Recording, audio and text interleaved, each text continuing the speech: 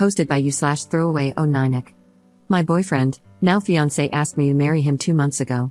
To give a little background, I met him at a farmer's market when I was 18 and he was 26.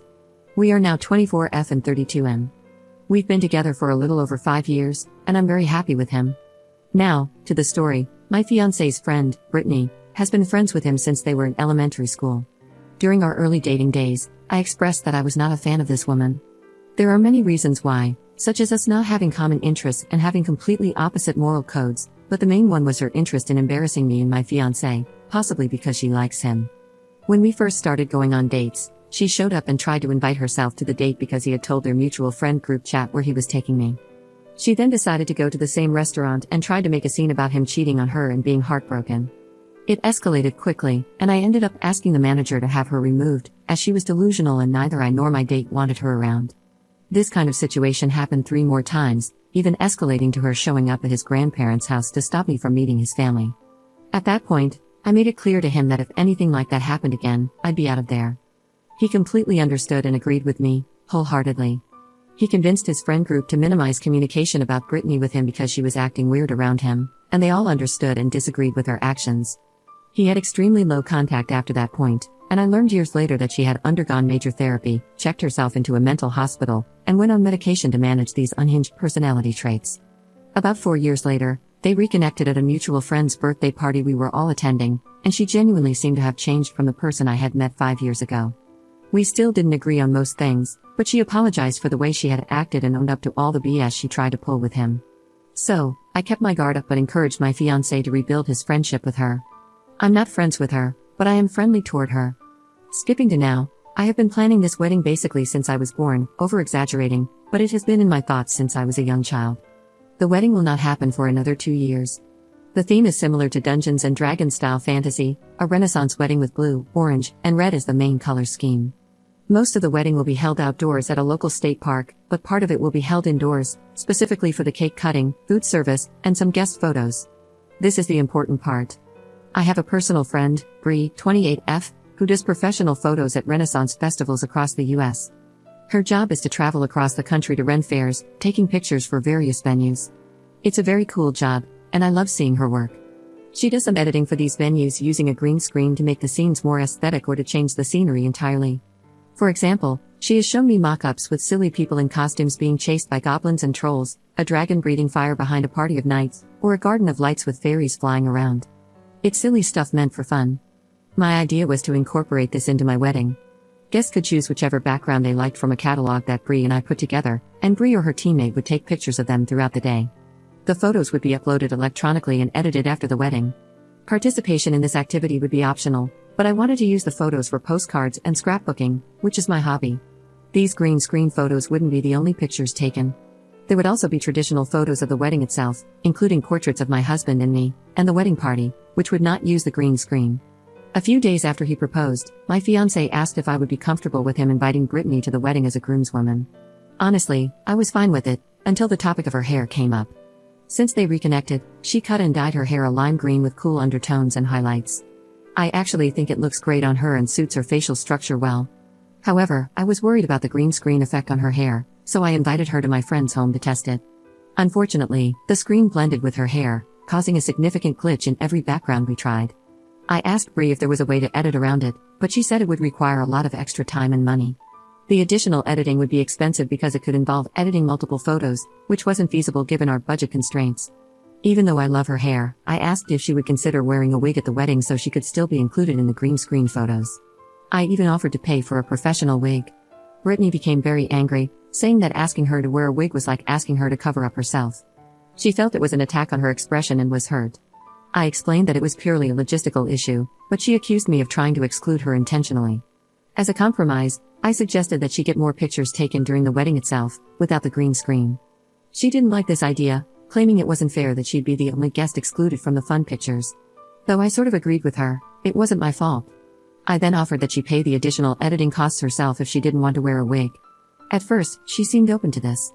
But when I mentioned that the extra editing would cost around $100 per picture, she became upset and said Bree's prices were ridiculous. I disagreed and haven't spoken to her since. Throughout this ordeal, my fiancé has been on my side, though he's disappointed about her potentially not being at the wedding.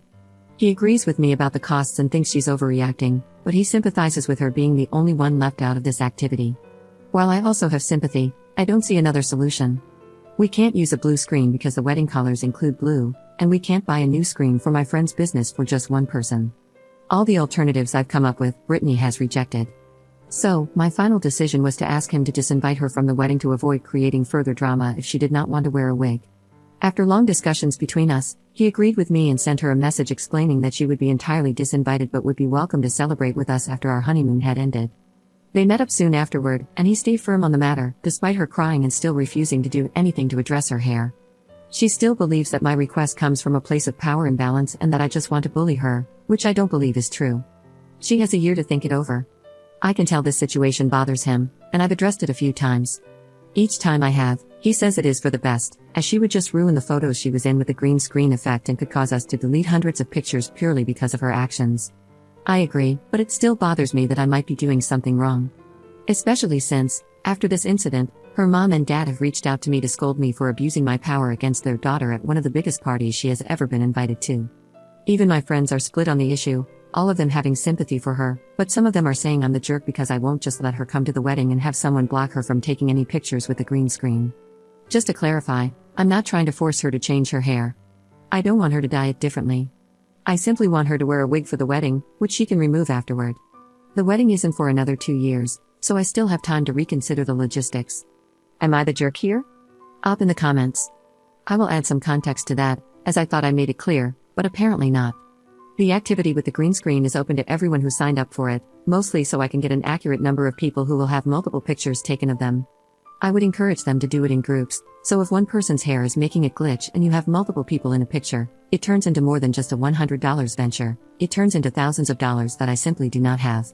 Bree told me that the total cost could potentially quadruple what I'm willing to pay because it would take hours to Photoshop every single picture Brittany is in. Also, I didn't mention this only because I was already typing a lot and forgot to add it, but she has more appointments booked to get her hair touched up with more green coloring over the next 2 years because of the fading that color like that does. I only recently found out this information from my fiancé before we decided to tell her about the issue. If her hair isn't green for whatever reason in a year, or if she changes her mind about not minding that she isn't allowed to be in the green screen pictures, I'm sure something could work out differently, and it wouldn't affect much at all. And many of you are saying that the easiest solution would be for her to just not be in those photos, right? This is correct, and I agree with you. The issue is that I'm being made out to be the bad guy because she doesn't want to be left out of one of the 4 big activities I have planned for the wedding.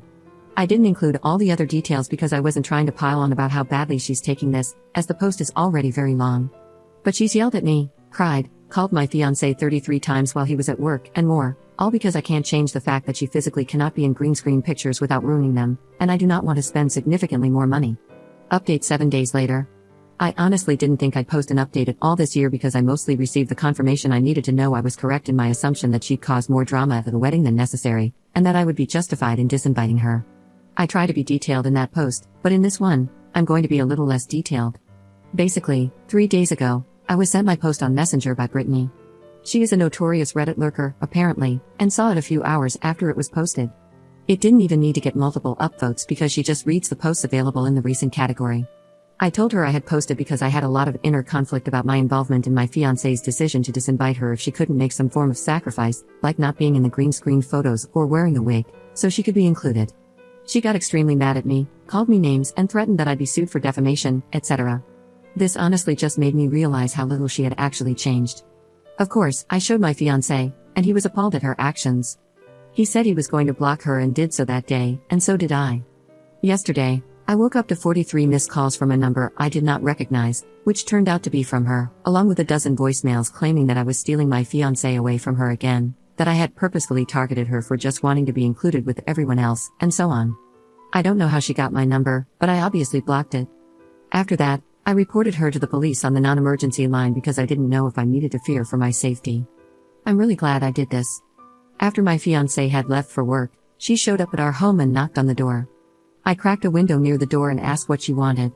She said, while crying, that I needed to let her into the house because it was her right to be with my fiancé, not me. She started kicking at the door, and I told her to knock it off. Immediately, I started dialing the non-emergency police number for my nearest precinct because I knew what was happening at that moment, and I was supposed to be clocking in for work on my computer. I texted my boss, and she excused my absence for the day. As I was doing this, I kept repeating, "Go away. I called the police, and I do not want you here. You are trespassing." She was saying all kinds of things I don't wish to repeat here, but the lesser of the things she said included, calling me a white racist pig, she is mixed race and so am I, saying she was 8 months pregnant with my fiancé's baby, there's quite literally zero proof of this, including no baby bump, despite her being a fairly thin woman, screaming that she would take me to hell, trying to break my metal front door and hurting herself instead, and so on. Basically, she had a full-on meltdown. The police arrived, saw that she was trying to break my door down, and immediately put her in cuffs and sat her down. She was claiming this was her house and that she had lived there for 10 years, that I had broken in and locked her out, etc. Of course, because of her erratic behavior, I was questioned. Once I provided the real story, as well as proof that I was the owner of the home, she was taken to the police station. As far as I know, she was booked for the night and was released today. I did agree to a temporary no-contact order, and my fiancé and I are going to proceed with a permanent one. Her parents called after they heard she had been put in a holding cell and apologized profusely. Apparently, Brittany had lied to them about the extent of her actions and downplayed a lot of it. On the surface, she seemed fine and well-rounded, but mentally, she had snapped again from not taking her meds for a year. She never told her parents this and acted normally until one of her triggers reappeared, my fiancé. No, he didn't do anything wrong, she just had a major trigger when it came to him because of a deeply obsessive personality disorder. I wasn't trying to air her dirty laundry regarding her medical history in the last post, but she was diagnosed with BPD and a handful of other disorders caused by childhood trauma from her great-grandfather. She's an unhealthy person, and I regret even allowing her to think we had forgiven her for her past behavior.